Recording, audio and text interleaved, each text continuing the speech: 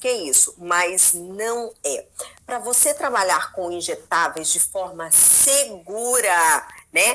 Que é exatamente o que eu venho trazer aqui, para que você seja uma profissional diferenciada, para que você seja uma profissional referência, respeitada, seja uma autoridade na área de injetáveis. Sim, você precisa seguir algumas normas. Você tem que se enquadrar em algumas normas, tanto para a fiscalização, quanto para que você não tenha nenhum tipo de problema em caso de intercorrências e até mesmo para você ter prevenção das possíveis intercorrências, tá?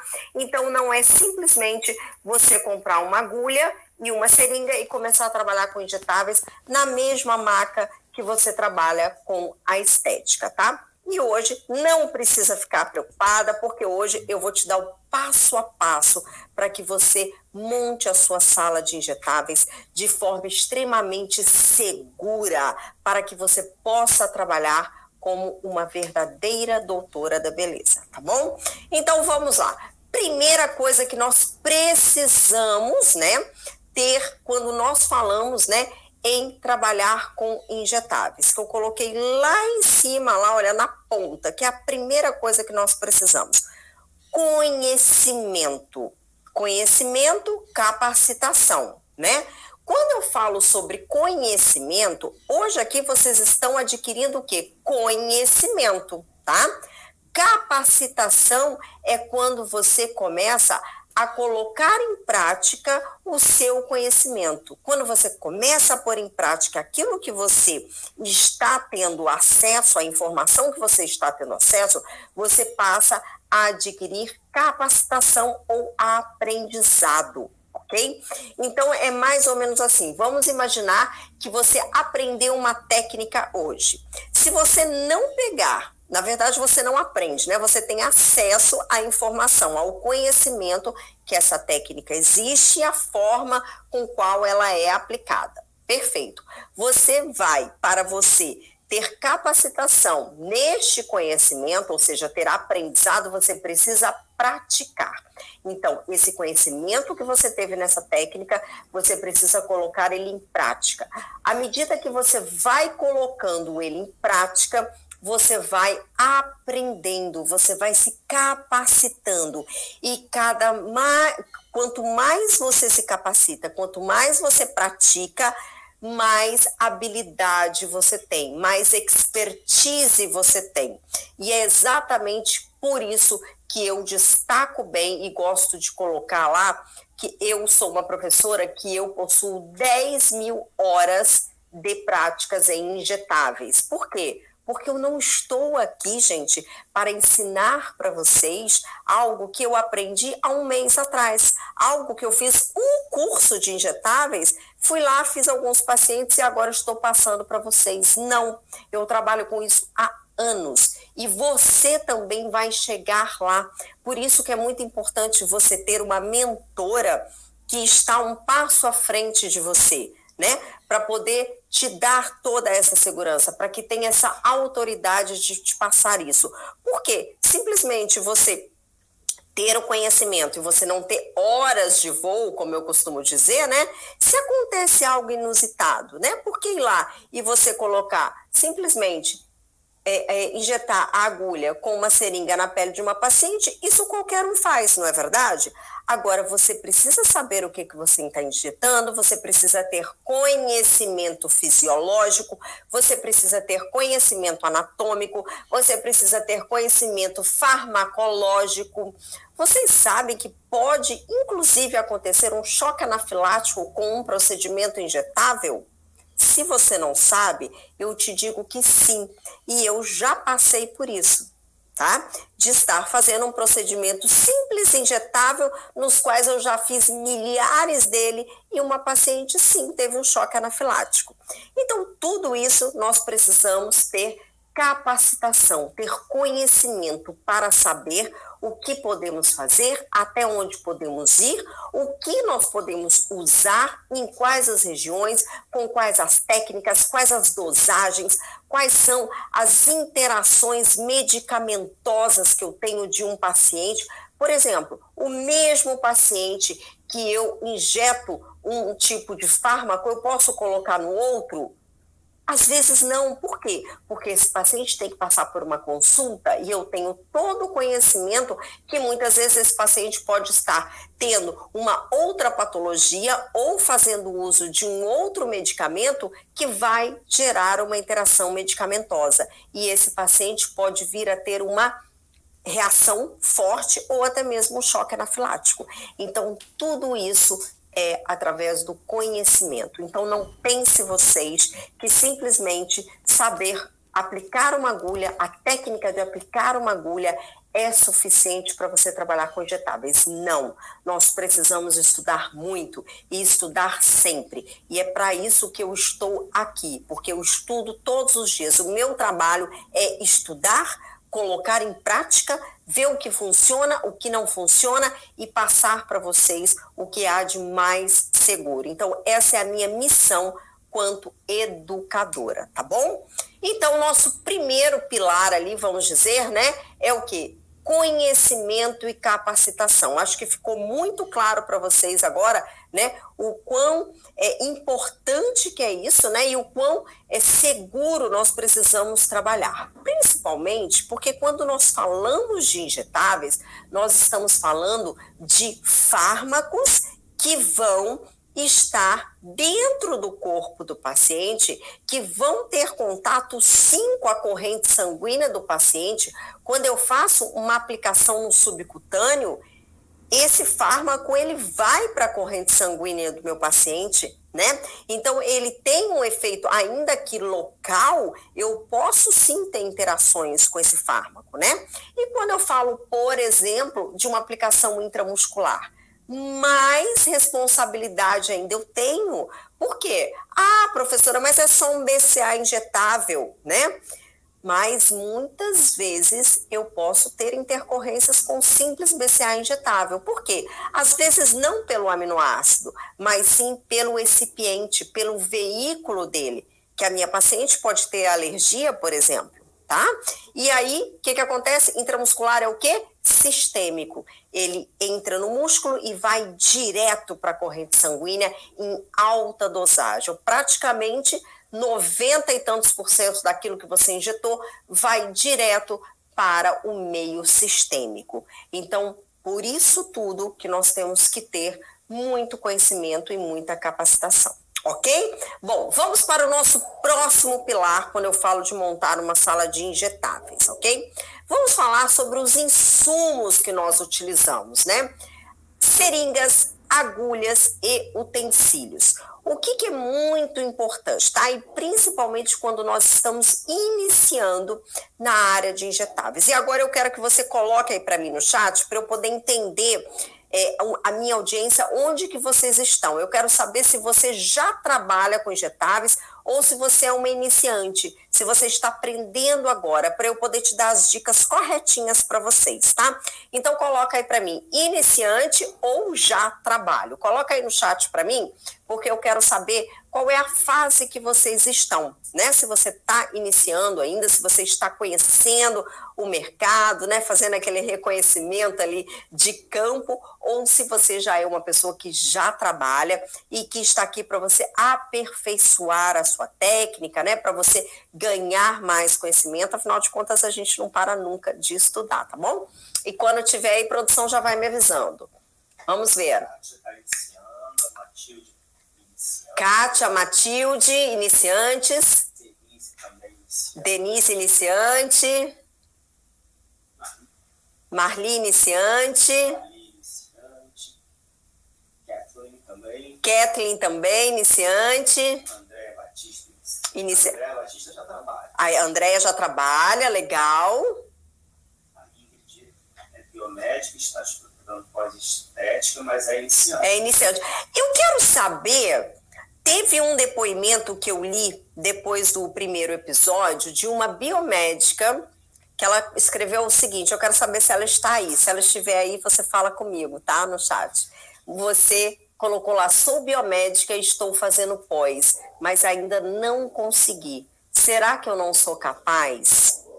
Eu quero falar com você, tá? Eu tenho certeza que você sim é capaz.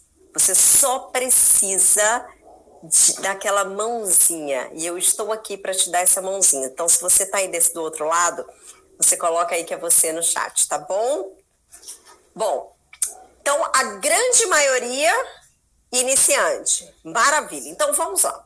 Quando nós falamos, né, sobre uma profissional injetora, né, iniciante, o que é muito importante quando eu falo de insumos, né? Seringas, agulhas, utensílios, parece algo simples, né? Ah, doutora Adriana, eu vou lá e compro uma caixa de agulha, uma caixa de seringa, né?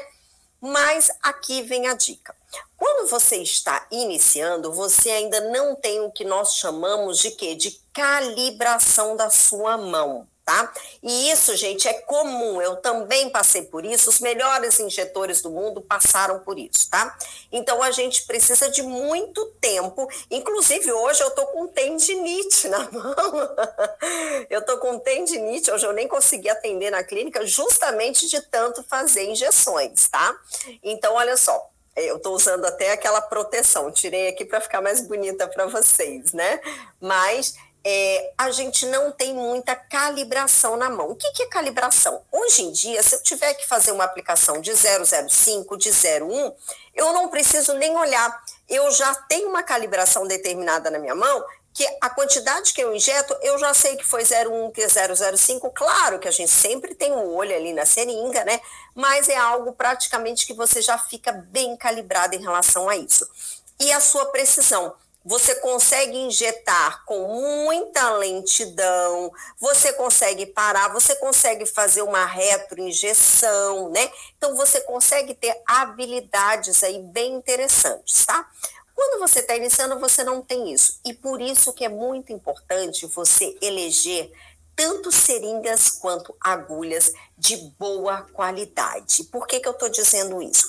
Porque muitas vezes a gente vai querer fazer uma compra, né, com materiais mais em conta, mas às vezes o barato sai caro. Porque você pode comprar ali, né, uma marca que não é das melhores e quando você vai trabalhar com ela no êmbolo, ela começa a quicar, ela começa a ter um atrito ali. Então, ela não é bem siliconada, ela não é bem lubrificada, na verdade, né? Ela não precisa ser siliconada, mas ela tem que ter boa lubrificação. Ou seja, se você encostar só um pouquinho, ela já vai. Se você quiser colocar 0,05, você consegue. Essas outras que não são de uma boa qualidade, você às vezes empurra e ela agarra, ela não vai. Aí você tem que colocar mais força. Quando você coloca mais força no êmbolo, ela vai toda. Então, tomem cuidado com isso, tá? Daqui a pouquinho eu vou indicar para vocês, eu vou recomendar as que eu uso, as marcas que eu uso e que eu recomendo, tá bom? Agulha, a mesma coisa. A questão da agulha é o seguinte, uma agulha que não é de boa qualidade, ela pode cortar a pele do paciente. Ela pode perder o fio do bisel dela muito rapidamente. E quando a gente fala de mesoterapia, nós estamos falando de quê? De microinjeções, de múltiplas microinjeções, né? Então, às vezes, você vai fazer 40, 50 punções no seu paciente, né? Se você não tiver uma boa agulha, e mesmo assim com uma boa agulha, mais ou menos na metade do procedimento, a gente já troca a agulha. Por quê? Porque começa a perder o fio. O meu bisel, ele começa a se desgastar. E aí o paciente começa a sentir mais dor, tá? Então, neste caso também, a agulha de boa qualidade é imprescindível para que você não tenha desconforto no seu paciente, para que você tenha mais habilidade, mais rapidez na hora de você aplicar, para que você não arranhe a pele do seu paciente, né? E nos piores casos que eu já vi acontecer, né, de agulhas aí de má procedência, né, que às vezes a gente compra em sites desconhecidos, de origem, né, desconhecidas, muitas vezes até a agulha quebrar na pele do paciente, tá? Então, muito cuidado em relação a isso. Utensílios, né? Quais utensílios que eu gosto muito de utilizar? Eu sempre indico que vocês tenham uma bandeja de aço inox, tá? Preciso esterilizar essa bandejinha, doutora Adriana? Não, não é necessário. basta você higienizá-la com álcool 70 a cada procedimento seu. Então, terminou um procedimento, você vai jogar todos os seus insumos no descarpaque e ali você vai passar um álcool 70 e vai fazer a higienização dela com papel, toalha, jogar fora, ela já está descontaminada para o próximo procedimento, tá? Por que isso é importante? Porque no momento que você está fazendo, assim, injetando, né? Você terminou, ou você vai trocar uma agulha, alguma coisa assim, você vai desconectar e você vai jogar nessa bandejinha. Quando você prepara a sua mescla, a sua injeção, antes de você aplicar, você também vai usar essa bandejinha, né? Você vai aspirar, vai trocar as agulhas e você vai deixar lá repousando ali naquela bandejinha. Então, é um local de segurança descontaminado, a sua gaze também deve ficar ali, tá?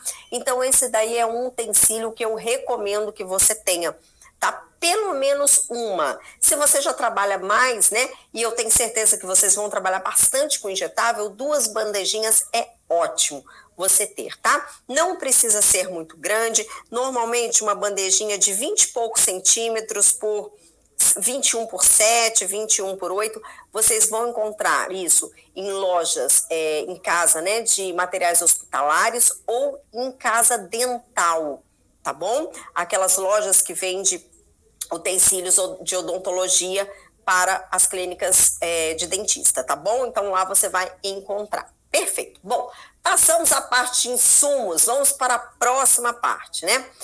Pia, papel, sabonete germicida e álcool 70. Isso não pode faltar na sua sala, tá? Por quê? Porque constantemente você precisa higienizar as suas mãos, você vai ter, às vezes, né? Se por um acaso teve contato com sangue, a sua bandejinha, é importante você lavar ela com sabonete germicida, ou você deixar ela ali com clorexidina, né, por alguns minutos, você fazer toda a lavagem dela, enxaguar várias vezes, tá?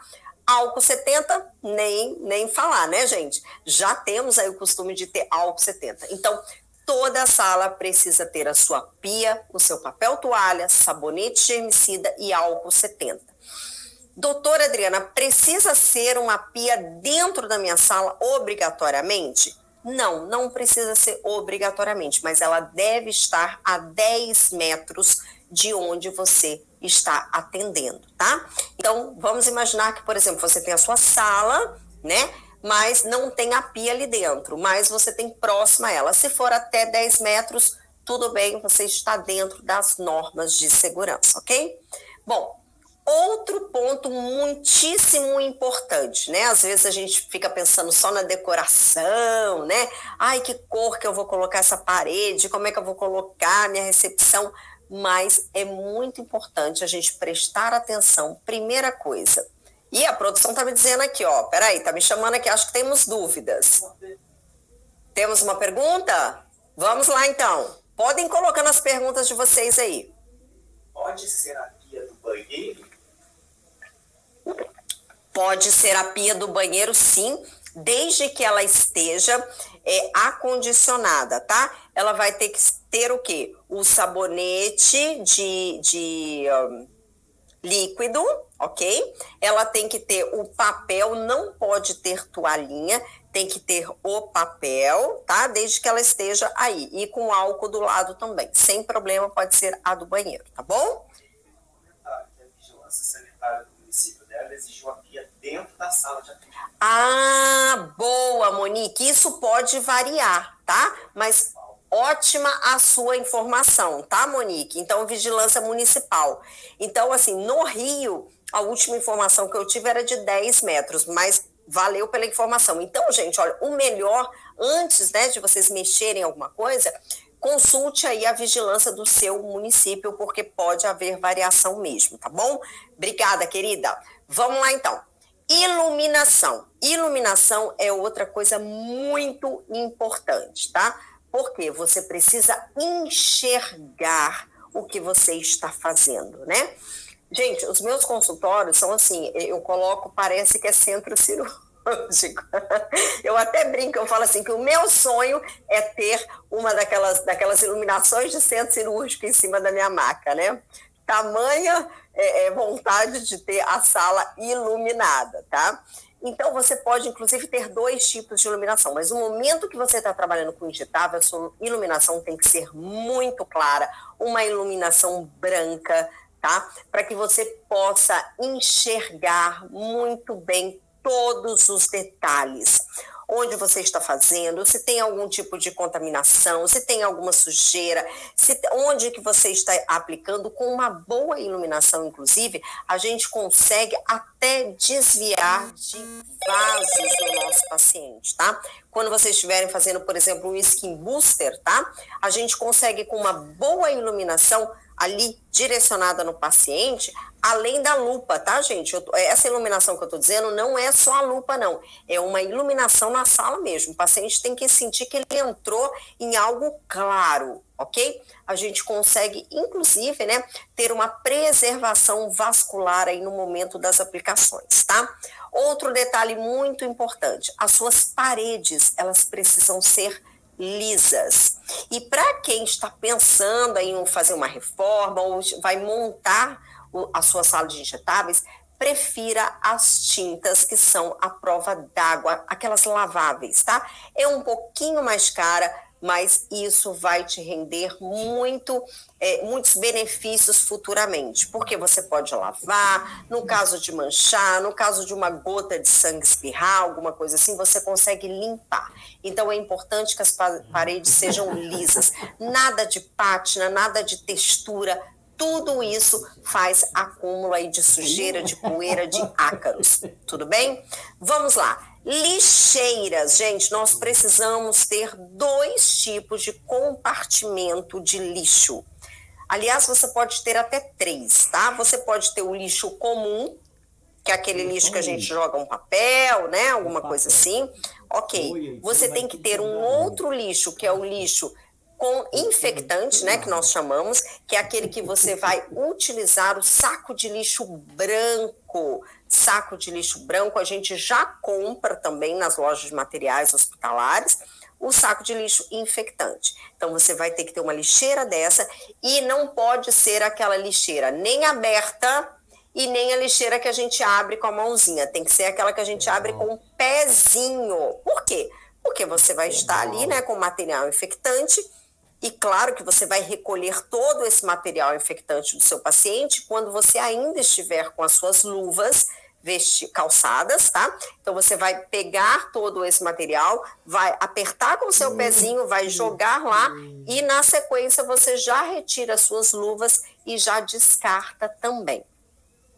Outro compartimento que você precisa ter é a lixeira de pérfuro cortante, né? Aquele famoso descarpaque que a gente conhece aí. Então você tem que saber montá-lo. Quando você compra, ele vem com todas as instruções, o mapinha certinho para você montar. Você tem que ter muito cuidado no momento de montagem. Por quê, doutora Adriana? Porque senão o funcionário que vai fazer a sua coleta, ele pode se contaminar. Se você não montar de forma correta, você pode estar colocando a vida de outra pessoa em risco. Então, a gente sempre imagina, né? Imagina se fosse um parente meu que trabalhasse na coleta, por exemplo, né? Então, a gente tem que sempre pensar no próximo, principalmente porque somos profissionais da saúde, ok? Então, montar de forma segura, ele não pode ser enchido até o limite dele, ele tem uma marcação limite, tá? Chegou até ali, você tem que lacrar ele de forma correta e, claro, o que você vai precisar? De uma coleta especial, tá? Uma coleta especial, que normalmente, se você atende, por exemplo, já num edifício comercial, num centro comercial, num centro médico, esses condomínios mais modernos, maiores, eles já costumam ter essa coleta e você já paga por essa coleta dentro do seu condomínio embutido, tá? Caso contrário, caso você o atenda em outro local ou você atenda numa sala onde não tenha esse tipo de serviço, ou você atende na sua clínica, que é porta para rua, né? Aí sim você deve contratar essa coleta, né, de forma individual, tá? Para fazer tanto a coleta do lixo infectante quanto a coleta do pérfuro cortante. Tudo bem? Ok, vamos para o nosso próximo pilar aí da sala de injetáveis. Eu quero saber se vocês estão gostando, se está sendo importante, o que vocês estão achando dessas informações. Tá fazendo sentido para vocês, gente? Todos esses detalhes aqui que eu estou passando? Coloca aí para mim no chat que eu quero saber se vocês estão achando interessante, se está fazendo sentido todos esses cuidados aqui que nós estamos estudando aqui hoje. Coloca aí no chat para mim. Enquanto a gente pode, doutora, a Darlene perguntou se precisa ser a luz de LED. Darlene, a luz de LED ela é muito mais econômica, né? Ela é tanto mais econômica no consumo, quanto também ela tem muito mais durabilidade. Então, sim, se você já pode utilizar, e a gente tem agora as luzes de LED, né? Que são iguaizinhas àquelas antigas, incandescentes, entra no mesmo bocal. Então, sim, eu recomendo que você utilize a luz de LED branca, tá? Tem umas que eles chamam até que é luz do dia, né? Essas são as melhores ainda, tá bom? Ela dura mais e você tem muito mais economia no consumo dela. Temos mais alguma pergunta nesse ponto? A Janete disse que com certeza está gostando, a Denise disse que isso é top, Simone falou que sim, fazendo total sentido. Legal. O Matico disse que está sendo importantíssimo. Importantíssimo, muito bem. Sabe por quê, gente? Depois que você tem tudo isso claro, tudo isso montado, confie em mim, você não vai ter medo de atuar, entende? Porque você vai estar com tudo organizado, com tudo o que você precisa. Você sabe o que vai acontecer antes, durante e depois, tá? E se algo der errado, você também vai saber como atuar. E dessa forma, você manda o medo embora e, regaça as mangas e começa a trabalhar, a rentabilizar, ok? O que eu mais vejo é gente que se capacita e tem medo de começar a atuar. Justamente por quê? Porque se acontecer algo, não sabe o que fazer, não sabe se está fazendo certo, se está fazendo errado. E hoje eu estou aqui para quebrar esse paradigma seu, tá bom? Então vamos continuar aqui. Medicação legalizada. Agora sim. Medicação legalizada. Quando eu falo sobre isso, né, o que quer dizer? Quer dizer o seguinte: todo medicamento que você tiver dentro da sua sala de injetável, todos eles têm que ser medicações com registro na Anvisa. É importante que você tenha a nota fiscal da compra de todos esses produtos. E se forem produtos manipulados, nos quais devem sair o nome do prescritor, tem que ter o seu nome, ok? Ou então o nome de alguém que seja responsável técnico do seu local. Nada, gente, de comprar, tá? Os Lipostabil da vida no Mercado Livre, na internet, não sei onde. Por quê? Porque são mercadorias nas quais você não tem informações sobre a procedência. Então, você tem que comprar diretamente de fornecedor oficial, de fornecedor legalizado, que vai chegar para você ali com a sua nota fiscal, com o seu pedido, tudo direitinho. Porque se você for um dia fiscalizada, todos esses produtos também serão fiscalizados. Primeira coisa, tem que ter registro na Anvisa, se for industrializado. Se não for industrializado, eles têm que estar como? Na sua data de validade correta, né? E ele tem que ter o quê? O nome de quem comprou. Então, você tem que ter obrigatoriamente essas notas fiscais, tá? Vamos supor que você... o que eu sugiro vocês fazerem, tá? Ter uma pastinha no seu consultório, na sua sala, onde você, por exemplo, esse mês eu comprei tantas mesclas de gordura localizada, tantas mesclas de Skin Booster, e eu tenho ali as notas fiscais. Acabou aquele lote, acabaram aquelas mesclas, ok, eu posso jogar fora. Por quê? Porque já acabou. Então, elas não estão mais ali. outra coisa que é muito importante, vocês colocarem no prontuário do paciente de vocês o quê? Toda essa informação. Utilizei a mescla tal, do lote tal, com a validade tal. Se você, claro, né, nem todas a gente consegue tirar a etiqueta e colar, né? Normalmente, quando a gente trabalha com mesoterapia, a gente não faz isso. Por quê? Porque um frasco dá para várias aplicações, né? Mas o que você tem que fazer? Você tem que pegar o seu produto, ampola por ampola, e você colocar lá, usei tal, tal, tal. Tantos ml nessa paciente, colocar lá o lote, a data de validade, tá? Por quê, gente? Porque se essa paciente vier a ter qualquer tipo de reação alérgica, qualquer tipo de intercorrência, processo inflamatório, qualquer coisa, você tem o prontuário dela. Você tem um prontuário igualzinho a um prontuário médico.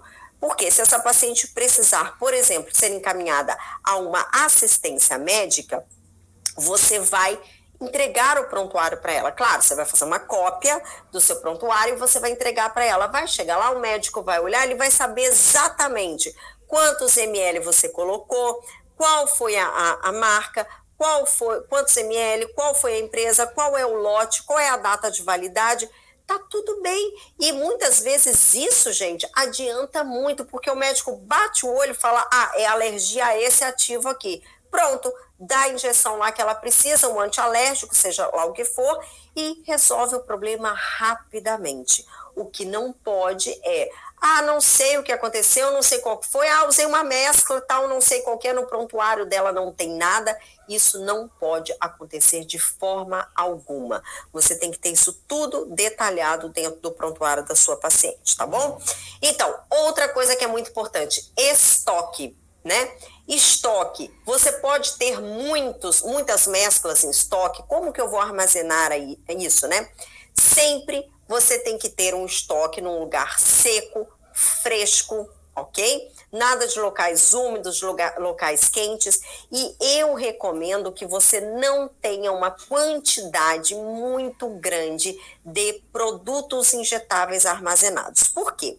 Quando nós falamos de manipulados, o tempo dele de validade é pouco, tá? Eu vira e mexe, eu perdia, porque às vezes eu comprava um estoque muito grande, né? Me entusiasmava, comprava vários, e aí passava um tempo, 6 meses, 7 meses, eu ia olhar, eu tinha vários ali que estava já quase vencendo, e aí eu tinha que fazer uma promoção ali para não perder o produto, ou então já vários que estavam vencidos. Então, é muito importante a cada 2 meses, mais ou menos, você fazer ali um balanço do seu estoque, você vê o que já está para vencer, você faz uma promoção para você não perder, pelo menos no que seja o preço de custo, né? Faz uma super promoção, aí a pessoa já compra uma outra coisa e faz uma campanha, ou então o que já está fora da validade, você vai descartar. Não pode manter isso dentro da sua sala, tá? Então, muito cuidado com o gerenciamento desse armazenamento, tá? Outra coisa, doutora, eu utilizei aqui, por exemplo, uma mescla para lipo de papada e não utilizei todo o frasco. Posso guardar essa mescla aberta? Depende. Primeiro, tem que ver se é uma mescla industrializada ou se é uma mescla manipulada. Se for uma mescla industrializada, sim, de acordo com a fabricante, a grande maioria você pode armazenar. Mas o que você precisa ter muito cuidado? Com as normas de biossegurança no momento da manipulação. No momento que você aspirou, se você não a contaminou, tá? Se você tem certeza que tá tudo ok, que não houve contaminação, sim, qual é a forma que você vai armazenar? Você vai pegar aquele frasquinho, uma gaze, vai limpar ali com álcool 70 e pode colocar ali um micropore. E você pode guardar, tá bom? As fabricantes dizem que pode guardar até o prazo de validade da mescla, tá bom? Então, dessa forma aí você pode fazer. Gente, no mínimo, na mínima dúvida se você contaminou ou não, você deve ou utilizar totalmente nessa paciente, né? De repente não naquele local, mas faz de repente uma sessão em outra área dessa paciente, ou uma sessão a mais, né, nessa paciente, mas descarte a mescla, tá bom? Mesmo que você tenha contaminado aquela mescla, você tem que usar naquele momento, não pode guardar para usar com a mesma paciente, por exemplo, na semana que vem. Por quê? Porque uma mescla contaminada, ela não está mais estéril, e se ela está contaminada, ela pode gerar ali, né, uma colônia de bactérias. Tudo bem? Perfeito. Vamos passar aqui adiante, né? Agora nós vamos lá para o outro lado do nosso mapa. Vamos falar sobre EPIs, né? Que é o quê, gente? Equipamentos, né? De segurança, né? Equipamentos de proteção individual que nós precisamos utilizar durante os procedimentos, a nossa técnica de procedimento, né? Máscara, não precisa nem falar que nós estamos, né, super, né, íntimos aí com as máscaras, né? Nós já tínhamos, né, nós profissionais da saúde, nós já tínhamos o costume de utilizar. Agora, então, para a gente é muito, muito tranquilo, né, utilizar. Então, máscara sempre, desde quando você já entra na sua clínica, né, no seu espaço, é muito importante você já utilizar, embora, né, praticamente 100% aí do Brasil, né, já foi liberada, mas nós, como profissionais que atendemos pacientes todos os dias, nós sim precisamos utilizar, tá? Diariamente em todos os locais dentro do nosso consultório, da nossa clínica. Luvas, é muito importante utilizar luvas. E agora vai a minha dica. Para você que é iniciante, um dos acidentes que mais acontece com pessoas iniciantes nos injetáveis é você se furar com agulha, tá? E você sabe que você se furar com uma agulha contaminada é um grande risco. Então, eu vou te recomendar, vou te dar essa dica que eu, às vezes, uso até hoje, tá?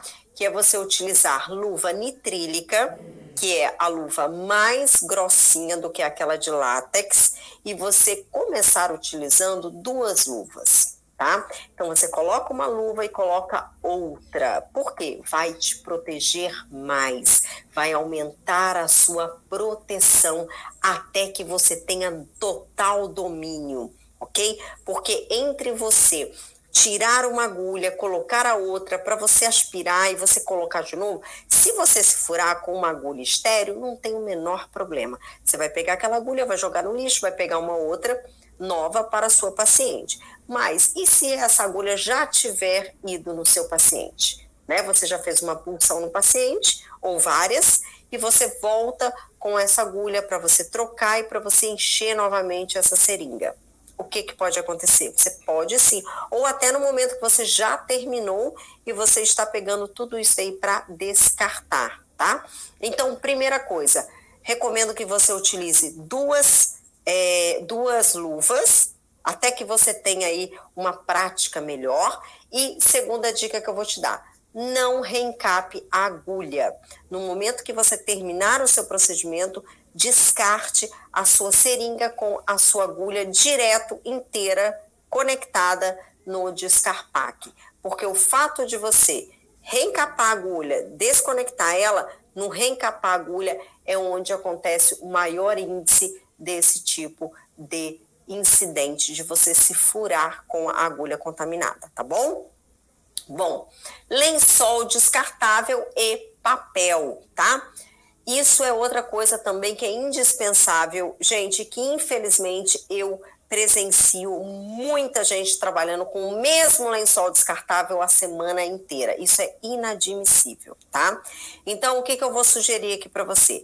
As suas macas, tá? Quando você compra, mesmo que você já tenha a sua maca, de preferência, faça uma plastificação na sua maca. Por quê? Porque você pode colocar álcool 70 nela, espirrar álcool 70 nela, o dia inteiro e utilize rolo de papel. E aí você não precisa utilizar lençol descartável, porque entre uma paciente e outra, você tira o papel, joga fora, vem com o seu spray de álcool 70, borrifa, passa o papel toalha e puxa o rolo de papel novamente. Pronto, você descontaminou todo o seu local de atendimento, tá? Então, a minha sugestão é essa, você manda plastificar a sua maca, ou já compra ela já plastificada e utiliza o álcool 70 para descontaminar e o rolo de papel. Dessa forma, você vai ter sempre aí uma maca bem descontaminada e segura para o seu paciente, ok? Bom, vamos passar para o próximo, né? Uso de gaze e algodão não pode faltar, tá? Eu, particularmente, gosto de trabalhar mais com gaze do que algodão, tá? Por quê? Porque, às vezes, a paciente pode ter, por exemplo, né, feito uma depilação com gilete, por exemplo, e o pelo está começando a crescer. Você passa o algodão, fica um monte de algodão ali grudado nos pelinhos, né?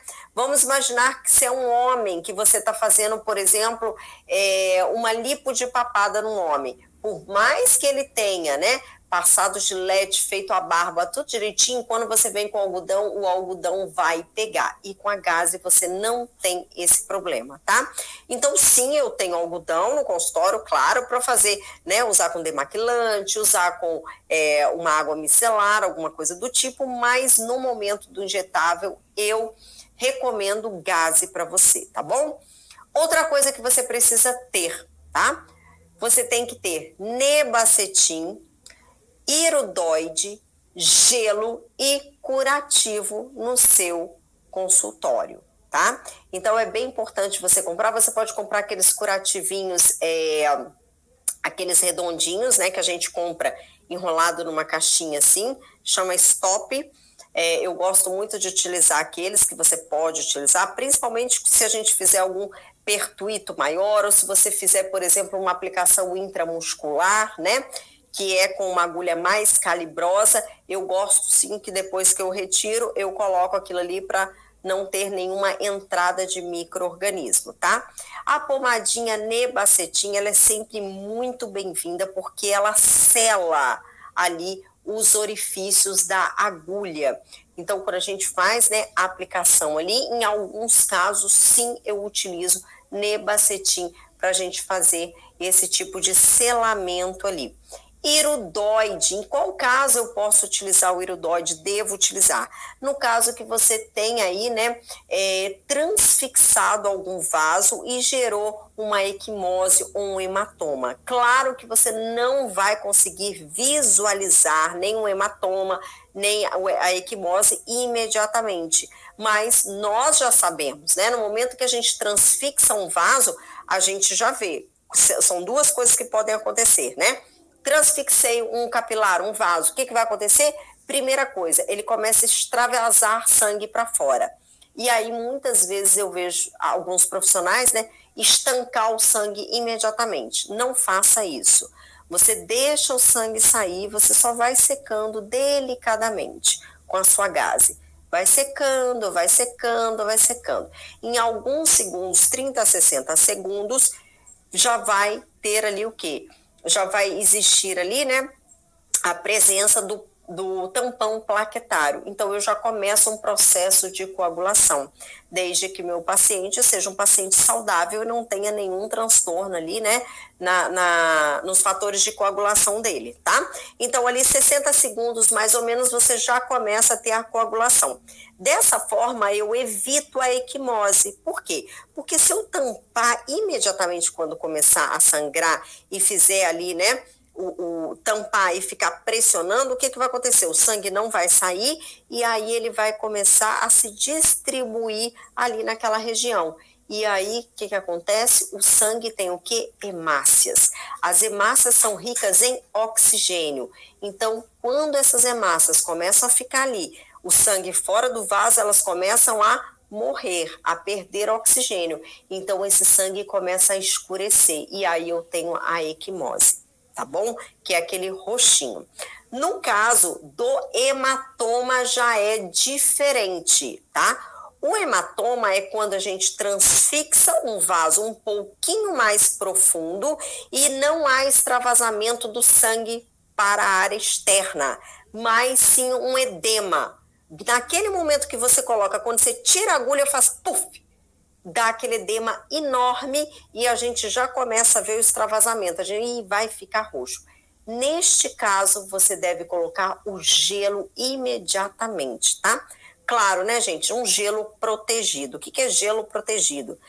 Eu gosto de ter aqueles pequenininhos, né? Que a gente compra, tipo um Gelox, um gelinho pequenininho, maleável. Você vai pegar ele, vai borrifar o álcool 70, vai embrulhar ele, fazer uma caminha com uma gaze e vai colocar esse gelo protegido ali. Ali você vai deixar uns 3 minutos mais ou menos. Isso vai ajudar com que esse edema diminua e que não haja tanto roxamento nessa área. Temos dúvidas aí, produção? Produção tá...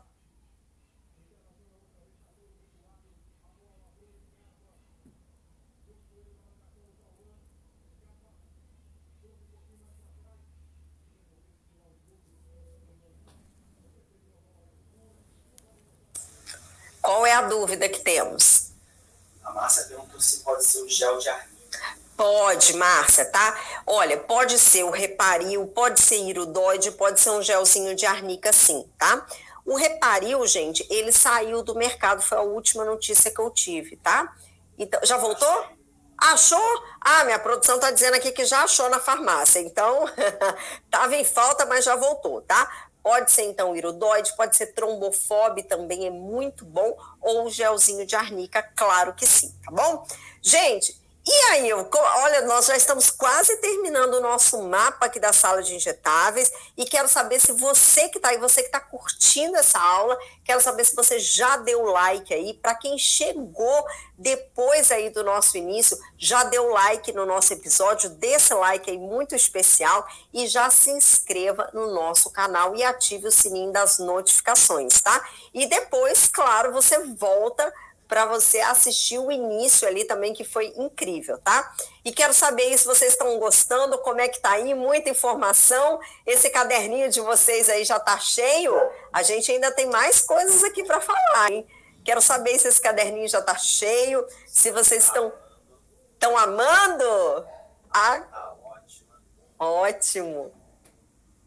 Amanda quer que você repita os nomes dos remédios. Vou repetir. Eu quero que vocês coloquem, quero saber o que vocês estão gostando, se está enriquecendo o conhecimento de vocês, porque eu quero que vocês sejam profissionais de primeira linha. Quero que vocês trabalhem como verdadeiras doutoras da beleza, tá?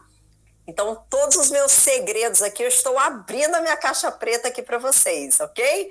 Então, vão colocando aí. Enquanto isso, eu quero que você... Vou repetir aqui que ela está pedindo, né? Então, vamos lá. Pomadinhas que nós podemos utilizar. A iridoide, que eu coloquei aí no mapa. Pode ser a Reparil também. A trombofob, que também é ótima, termina com B mudo, trombofob. Ou gelzinho de arnica ou pomada de arnica. Tá? Todas essas vão cumprir o mesmo papel.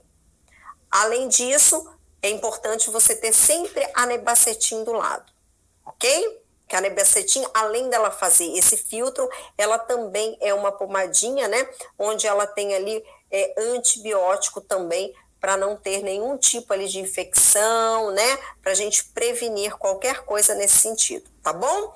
Então, vamos continuar aqui, que ainda não acabou não. Vamos lá. Outra coisa que eu preciso ter e prestar muita atenção é o que, gente? Na parte de limpeza do meu consultório, tá? Consultório de injetáveis é inadmissível a limpeza uma vez por semana, de 15 em 15 dias, quando a faxineira vem, quando a moça da limpeza vem. Não pode, gente. E sala de injetáveis nós temos que limpar todos os dias, tá? E existe uma diferença entre, né, higienizar e descontaminar, tá? Qual é essa grande diferença? Quando eu falo, né, quando eu falo em higienizar, eu estou falando em quê? Eu estou falando em limpeza mesmo. Limpar, normalmente, limpar o chão, tirar pó, né? Essas coisas normais. Depois que eu higienizo, aí eu preciso descontaminar. Descontaminar é a gente limpar aquilo que os nossos olhos não veem, né? E como diz um grande mestre, né, que eu aprendi muito com esse médico cirurgião, ele falava assim: vírus e bactérias nós não vemos, então nós temos que acreditar, né? Então é exatamente nesse momento aí que você tem que fazer a descontaminação. E para isso você vai utilizar, né, desinfetantes de germicida, além de álcool 70 e outros produtos aí que são direcionados para a descontaminação do seu ambiente. Eu preciso ter, né, um local estéril, controlado? Não, porque não é um centro cirúrgico. Você não vai realizar uma cirurgia ali. Então não tem problema se você não tem um ar-condicionado controlado, se você não tem um ambiente estéril, não é isso que você precisa. Você precisa de um ambiente descontaminado, ok? E claro, né, gente, que mesmo assim, no momento de um preparo, o que mais acontece é o quê? Rolar uma seringa do carrinho ou do seu balcão, cair no chão. O que acontece? Lixo. Ah, mas está tampada. Lixo. Não pode utilizar, ok? Então, infelizmente, nós temos que ter, por isso que nós temos que ter, né? Infelizmente, não tem como aproveitar. E por isso que a gente tem que ter sempre em estoque, né? Aquela mescla mais, aquela seringa, aquela agulha mais. Nós nunca podemos trabalhar com tudo contadinho, justamente porque esse tipo de incidente pode acontecer e você tem que estar preparada para isso, né? Outro dia mesmo aconteceu isso comigo, tá? Aconteceram dois incidentes comigo. E olha, eu trabalho com isso direto, né? Mas aconteceu, porque sou humana, acontece comigo também, né? Eu fui fazer o preparo com a torneirinha Triway. E eu ensino tanto para vocês, né, que tem que girar a torneirinha, mas eu conversando com a paciente, ela me contando papo e tal, e eu fui fazer ali a diluição de um bioestimulador. E quando eu fiz plá, eu não tinha fechado a torneirinha, o lado da torneirinha que tinha que fechar. O que aconteceu? Foi embora todo o meu bioestimulador, né? Alguns milhares de reais ali. O que aconteceu? Chorei por dentro, mas tá tudo bem. Peguei, caiu na bandejinha tudo, pedi minha assistente para trocar, tal, peguei outra bandeja, fui no estoque, peguei um outro bioestimulador, né? Fiquei com prejuízo? Fiquei. Por quê? Porque eu faltei com a atenção naquele momento, né? Mas tive que jogar tudo fora e não pude reaproveitar nada, né? E também essa questão de rolar. Também outro dia eu estava com uma seringa no carrinho, embora vazia, mas já estava pronta ali, ela rolou, caiu no chão, com tudo fechadinho. Posso usar? Não, peguei dali diretamente para o descarpaque, tá bom? E aí a gente repõe o material. Então, muita atenção no momento de fazer esses procedimentos, principalmente quando nós estamos iniciando. Fazer isso e somente isso, focar no que você está fazendo, tá bom? E para isso, gente, o que eu vou sugerir, tá? Existem protocolos de limpeza e higienização e descontaminação, tá? Vocês podem conseguir isso daí, inclusive na internet, nos sites, por exemplo, da Fiocruz, tá? Vocês podem conseguir isso daí. Então, dê um Google, faça uma consulta para que você tenha, e você pode até colocar, tá? Fazer as normas de forma clara, né? Tranquila, se não for você que limpa, é você que limpa, então ótimo, você já aprende. Quando você tiver alguém que vai limpar, você já ensina, ou você coloca lá o protocolozinho passo a passo, onde a pessoa da limpeza deve seguir todos esses passos, ok? Bom, e vamos para o nosso último pilar, né? Apesar de ser o último pilar, ele é um dos mais importantes e ele pode salvar você e o seu paciente, que é o quê? Primeiros socorros e contato de emergência. Quem aqui, agora eu quero que você me responda com toda a sinceridade do mundo. Você, na ficha de anamnese, na ficha da sua cliente, tem lá um espaço de contato de emergência para ela colocar o nome de alguém e o telefone? A grande maioria não tem, né? Aquele contato de emergência que quando a gente vai fazer o check-in no avião, né? Eles colocam lá contato para emergência. A gente nem quer, não, eu nem vou colocar porque não vai acontecer nada, não é assim? Mas a gente tem que colocar, não é verdade? Então, a grande maioria das fichas não tem. A anamnese não tem. Se você for olhar em bancos de anamnese, nenhuma delas tem. Se você for olhar dentro dos livros científicos, eu tenho, gente, dezenas de livros científicos, que todos os livros científicos atrás têm modelos de anamnese. Nenhum tem contato de emergência, tá? A não ser, claro, da área médica, né? Mas os nossos de estética não tem. Então, coloque na sua anamnese esse espaço, contato de emergência, tá? E o que é importante? Você ser capacitada a dar os primeiros socorros. Ai, doutora Adriana, mas eu vou ter que ter oxigênio, eu vou ter que ter... Não, você não tem que ter equipamento, não tem que ter nada. Mas você precisa ter aquele treinamento básico de primeiros socorros. Igual as professoras têm, por exemplo, numa creche, numa escola, né? Que é o quê? Você saber identificar se essa paciente está com o quê? Uma pressão alta, uma pressão baixa. É importante você ter um medidor de pressão, um aferidor de pressão na sua sala. Muitas vezes a paciente ela passa mal de ansiedade, né?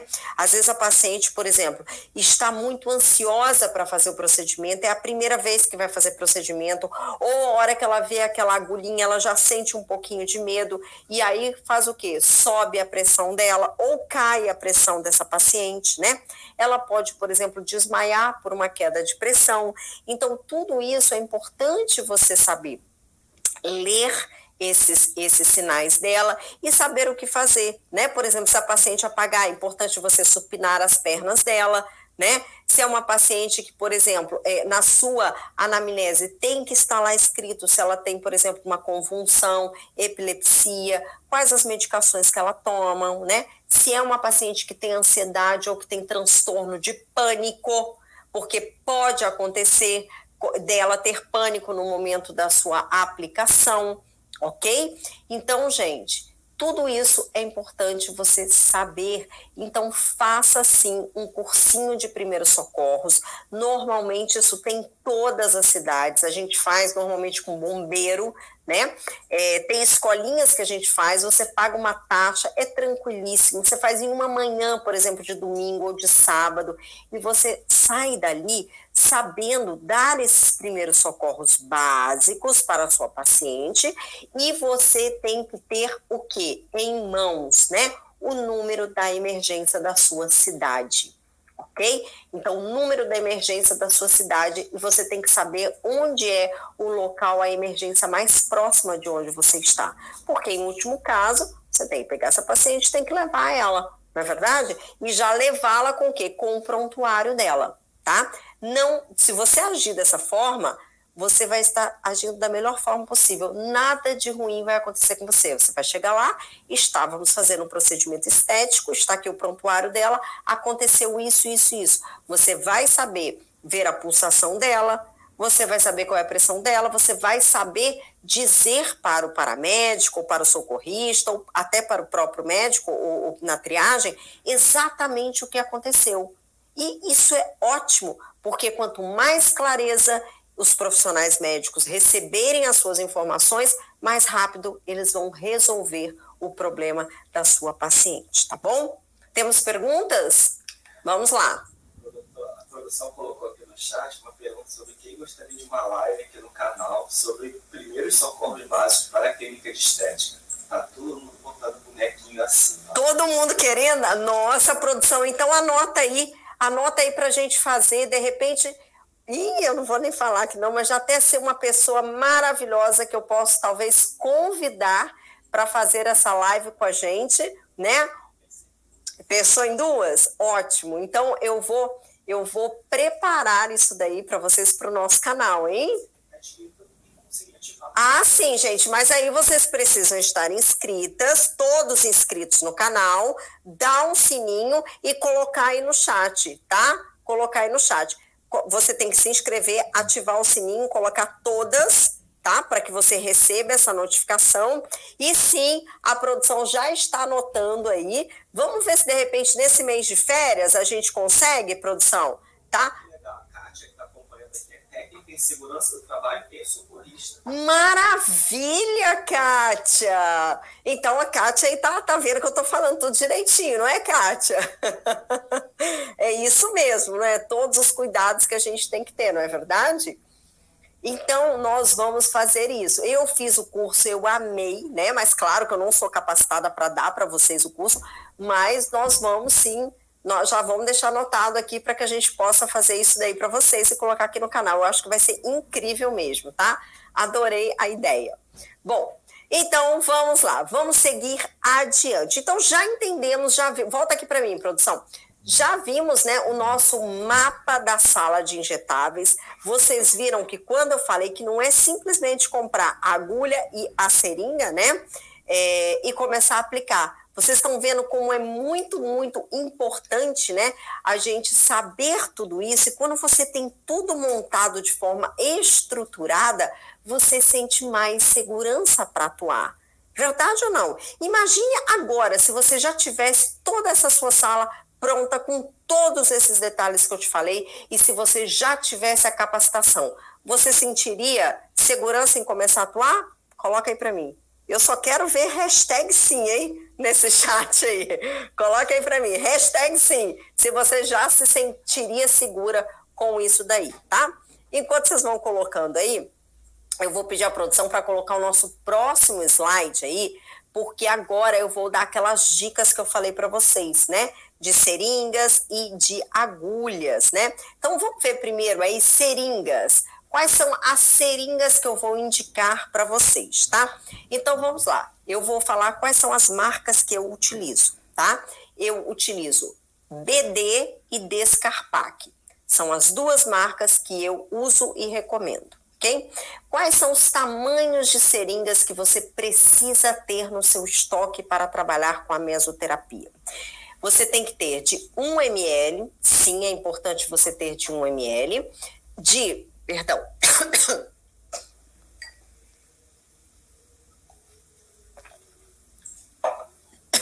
engasgadinha aqui, falando pouco, né?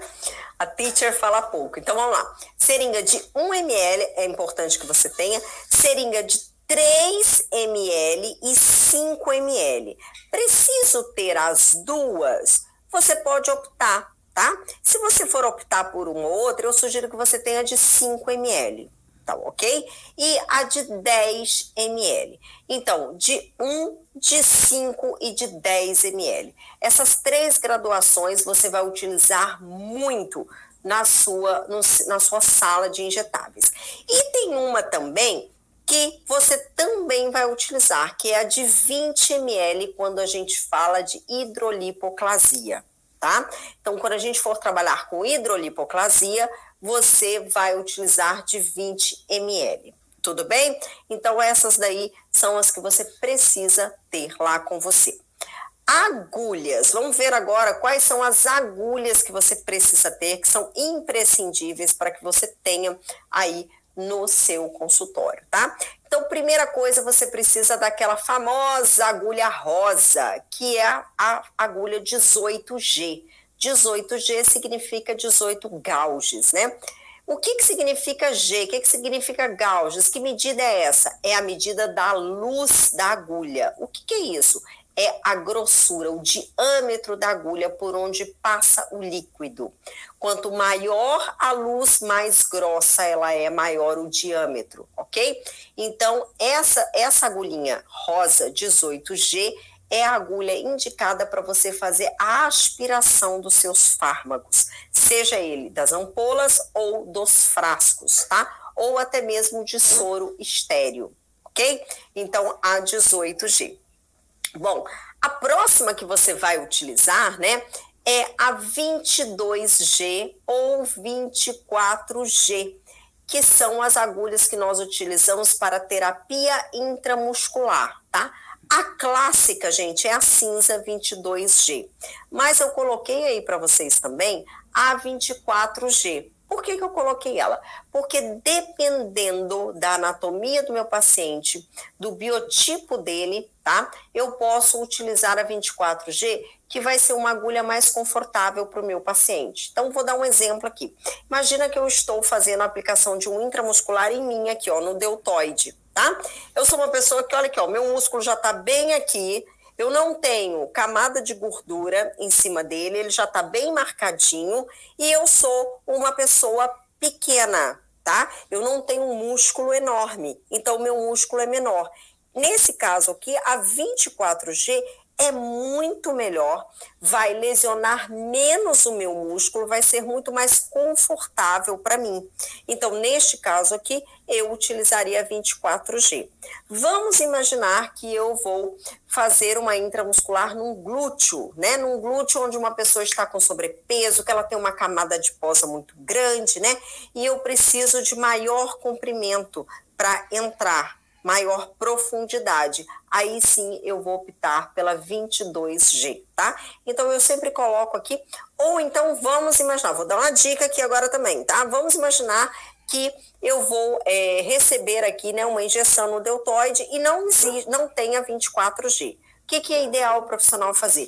O profissional rompeu a epiderme, passou ali o subcutâneo, caiu no músculo, ele não vai precisar colocar toda a agulha, penetrar toda a agulha. Ele pode deixar ali 1/3 mais ou menos do lado de fora da agulha, ok? Ele já atingiu o músculo, então ele faz a entrega, não precisa entrar com toda a agulha no meu músculo para lesionar menos e dar mais conforto, tá? Claro, com a entrega aí, com a entrega efetivada, tá bom? Ok. Outro material que você vai precisar. Deixa eu falar sobre a marca também, tá? Das agulhas. Eu também só utilizo BD e Discarpac, tá bom? Vamos para a nossa torneirinha, que a gente chama, né? Torneira de 2 ou 3 vias ou até three-way, né? Normalmente a gente vai utilizar mais a de 2 vias, né? Mas nem sempre a gente consegue comprar de 2 vias, aí a gente compra de 3 vias e a gente gira ela, a gente trava ela o lado que não for utilizar, tá bom? Mas tem que lembrar de travar, senão faz igual eu, né? Perde ali o produto, tá bom? Então a torneirinha de 3 vias é algo também que você vai precisar ter, né? Porque você não pode reaproveitar ela. Por exemplo, fez um bioestimulador aqui hoje de manhã, eu posso guardar ela para fazer de tarde? Não. De tarde já é outro procedimento, você tem que abrir na hora outro, tá bom? Então, torneirinha de 3 vias aí. Normalmente, eu compro também da Discarpac, que é muito boa, tá? E, claro, agora o nosso compartimento de pérfuro cortante, né? E que aí a própria caixinha já diz, né? A gente já costuma chamar ele pelo nome da marca, né? Que é a caixinha de Discarpac também, que é uma que tem a melhor qualidade aí, que é mais utilizada em todos os centros, né? Médicos, estéticos e tudo mais, que trabalha aí com pérfuro cortante, tá bom? Bom, agora chegamos, né, naquele momento de responder aí mais algumas dúvidas que vocês tenham tido ao longo aí, né, desse nosso mapa dos injetáveis aí. Vamos ver se a produção fez alguma seleção ali de perguntas. Então agora chegou a hora. E se você ainda não fez a sua perguntinha, aproveita agora, coloca aí no chat e me pergunta aí. Vamos lá. Quem tem epilepsia pode fazer esses tratamentos com mesclas, mas toma medicamento e é controlado. Quem tem epilepsia, tá? Você precisa primeiro fazer um encaminhamento para o médico dessa paciente. Você tem que colocar todo o protocolo que você vai utilizar. Por exemplo, vou utilizar 10 ml de tal mescla, contendo isso, tantos miligramas, tal, nos intervalos tal, vou fazer tantas sessões. Você vai entregar para essa paciente, ela vai levar para o médico dela e ela tem que vir com uma liberação por escrito do médico, carimbada. Aí você vai colocar isso junto com o seu prontuário e vai fazer com segurança. Caso contrário, eu não recomendo.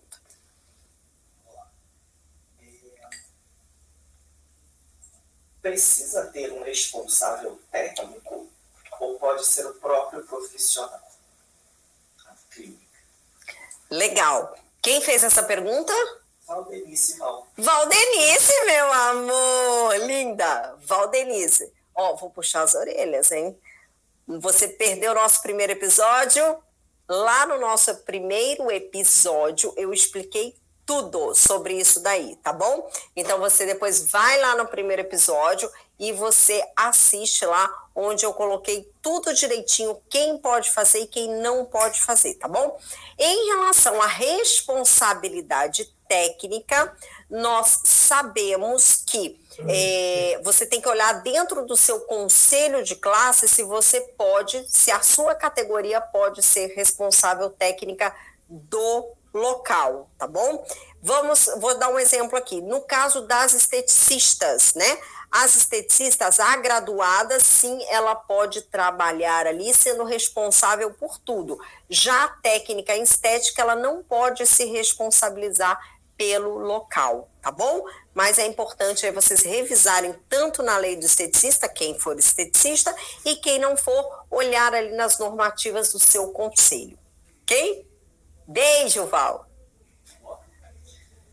A Kátia falou assim, as paredes precisam ser lisas? Na minha sala tem detalhes na parede, não pode. Então, se você for, né, transformar ali a sua sala em injetáveis, não é recomendado, tá? Caso você tenha ali alguma visita da vigilância, eles vão solicitar que você faça a adequação do local. Então, como você já está sabendo, Kátia, né? Você começa a montar aos poucos e já coloca ali no seu planejamento para que a primeira folguinha que der um final de semana aí, ó, você já coloca lá alguém para dar uma alisada ali, né? Tirar os detalhezinhos e deixar tudo lisinho, tá bom? A lupa tem que ser com tripé ou pode ser de bancada? A lupa pode ser a que você achar melhor, pode ser de tripé, pode ser de bancada, pode ser aquela que já vem na própria maca também, né? Tem umas macas que já vem uma lupa, tá? É aqui você se adequar melhor, a lupa não tem o menor problema, tá bom? Professora, o lixo infectante deve ficar do lado de fora da sala? Pergunta da Janaína. Não, Janaína, o lixo tem que ficar dentro da sala, tá? E, inclusive, gente, um detalhe, quando a gente falou sobre os medicamentos, tá? Você tem que ter um local com chave, ok? Então, de repente, um armário, um balcãozinho, coloque chave, não pode estar aberto. Por quê, né? Porque a gente tem que pensar em tudo, né? Vai que, por exemplo, uma pessoa vai entrar no final de semana e vai arrumar alguma coisa lá para você, fazer algum serviço de suporte, alguma coisa no final de semana. E vai que essa pessoa pega uma medicação e se contamina ou toma alguma coisa assim. A responsabilidade é sua. Então tem que estar trancadinho com chave, tá bom? Quem tem doença autoimune pode fazer esse procedimento? Não, pacientes com doença autoimune, nós profissionais da saúde estética não trabalhamos, tá? Salvo que esse paciente venha com uma liberação médica para aquele procedimento específico, tá? Por escrito. Fora isso, nós não tratamos. A Simone pergunta, devemos passar Nebacetin em todas as finalizações? Então, olha só, eu gosto muito de passar sim, tá, Nebacetin. Mas, por exemplo, tem áreas do corpo que eu finalizo, por exemplo, com creme ozonizado. Mas lembrando que não utilizo de pote, eu utilizo de bisnaga, tá? Não pode ter contato na bisnaga ali. Você, por exemplo, vamos imaginar que você vai utilizar um creme ozonizado de bisnaga para você fazer finalização do seu injetável. Não deixa ninguém tocar nele. Por quê? Porque você sabe que sempre que você vai tocar ele, você vai abrir ali, vai apertar, ele vai cair sem você tocar na boca dele ali, na tampa dele, você vai fechar, então ele sempre vai estar descontaminado, tá? Não pode você apertar essa bisnaga e você passar a mão ali e fechar, pronto, você já contaminou tudo. Por isso que não pode ser o de pote, porque o de pote normalmente a gente retira com uma espátula, né? Mas para esse caso, não. Em caso de dúvida, utilize o Nebacetin, tá bom?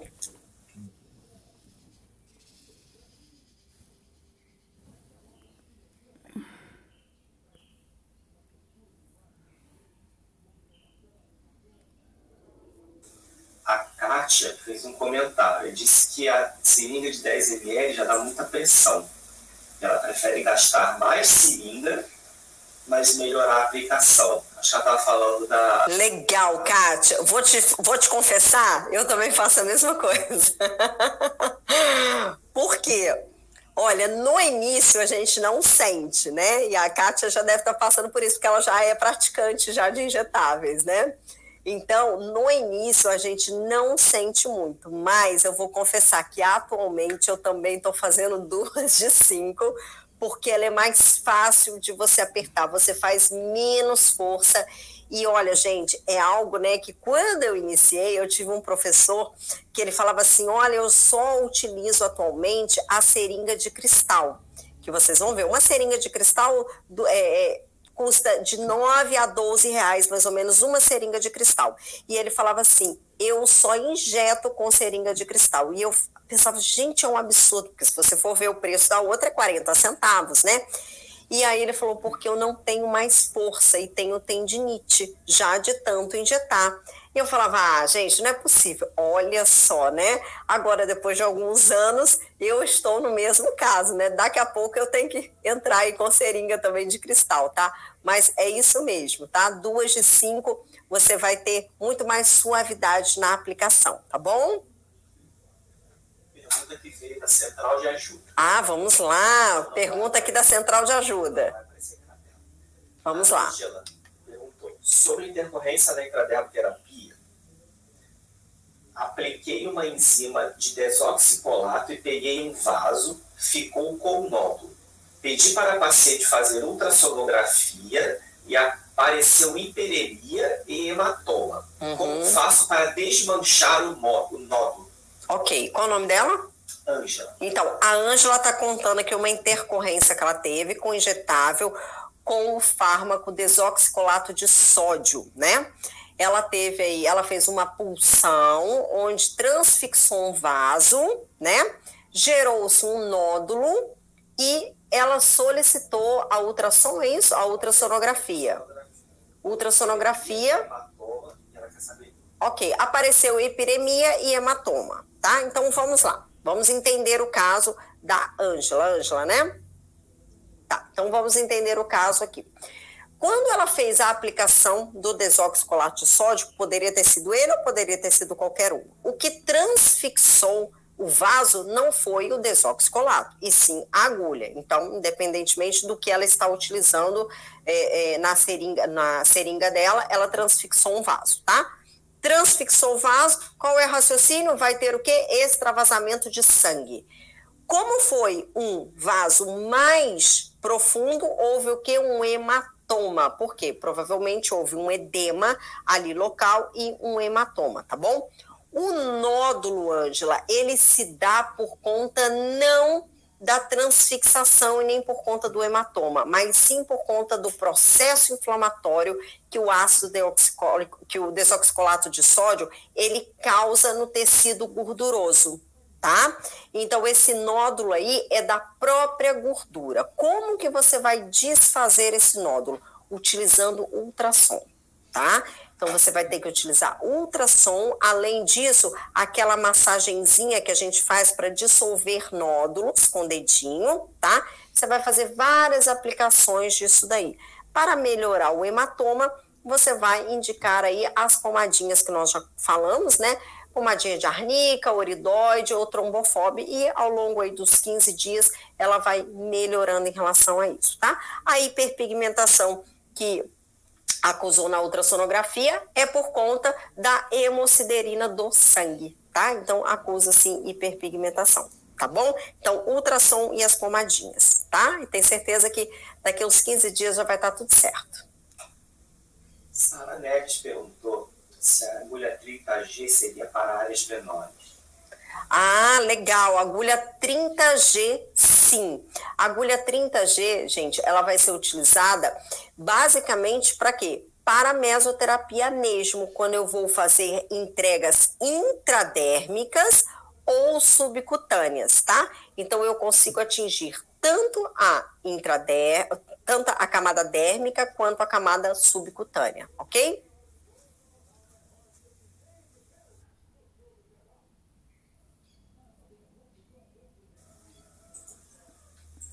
Cristiane pergunta, no caso de choque anafilático, como proceder?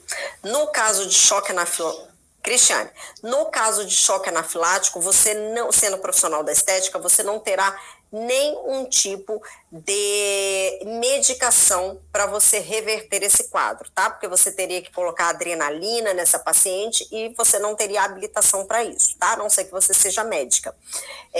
Neste caso, é emergência, o mais rápido possível, tá bom?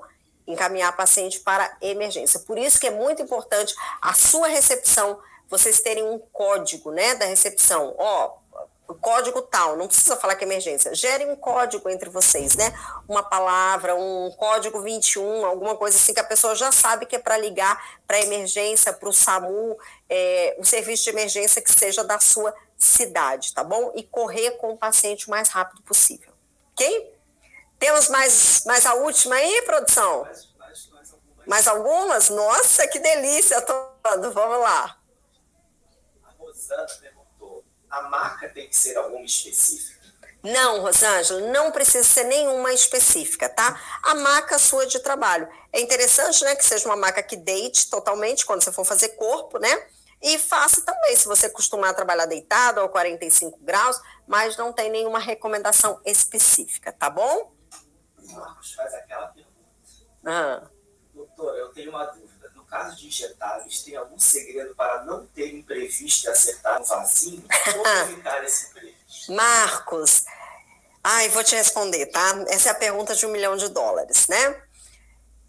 Nós sempre podemos e vamos acertar vasinhos. Sempre vai ter um sangramento. Por quê? Porque o paciente está vivo, né? Só não vai sangrar se o paciente não estiver vivo, se for um cadáver, né? Mas ele não é. Então, sim, vai haver sangramento na maioria dos casos, tá? O que nós temos que ter um conhecimento muito aprofundado na anatomia vascular, para que nós evitemos transfixar vasos calibrosos e artérias, ok? Mas capilares, microcapilares, isso é comum e não vai deixar o seu paciente roxo. Seu paciente só vai ter equimose ou hematoma se você pegar um vaso mais calibroso, tá bom? E para isso a gente estuda anatomia vascular, ok? A última.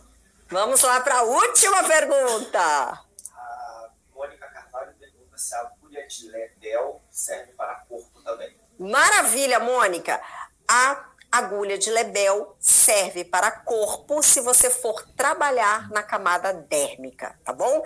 Então, por exemplo, se você for fazer um tratamento para flacidez, onde o seu alvo é entregar o fármaco na camada dérmica, sim, você pode utilizar ela na sua totalidade, 90 graus, que você vai encontrar a camada dérmica e fazer a entrega com efetividade. Perfeito? Bom, estamos chegando então, gente, ao final do nosso segundo episódio e aqui você aprendeu com maestria como montar a sua sala de injetáveis de mesoterapia, né? Falamos aqui de tudo, de fármacos, de biossegurança, de insumos descartáveis, EPIs, emergência e materiais essenciais, não é verdade? E preços também, né? O que é muito importante quando a gente fala, né, disso? Nós vamos aqui, vou falar aqui com vocês o seguinte, quero reforçar o convite para vocês para o nosso terceiro e último episódio da Imersão Meso, que vai acontecer agora na sexta-feira, às 20 horas, e claro que eu quero você sextando aqui comigo, tá bom? Nesse episódio, eu vou te ensinar da teoria à prática a volumização de glúteos. Vou trazer casos clínicos também de volumização de glúteos e olha só que loucura! Eu vou te ensinar a vender com a minha tabela de precificação de vendas de volumização de glúteos. Claro que é a nossa paixão nacional, né? Eu vou te entregar tudo o que você precisa